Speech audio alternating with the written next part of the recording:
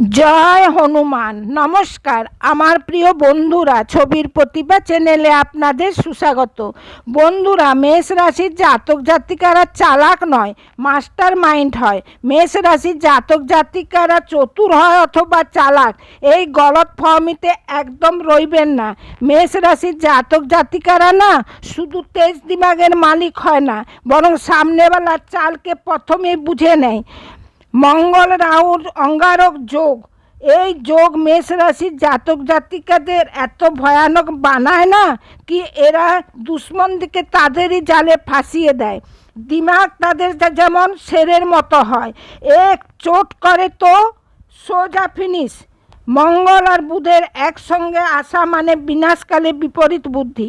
যদি কোনো মেষ রাশির জাতক জাতিকাদের কুণ্ডলিতে মঙ্গল আর বুধ একসঙ্গে হয়, তাহলে বুঝে নেবেন তারা কথাতে খেল পাল্টে দিতে পারে। তর্ক বিতর্কে কেউ টিকতে পারে না।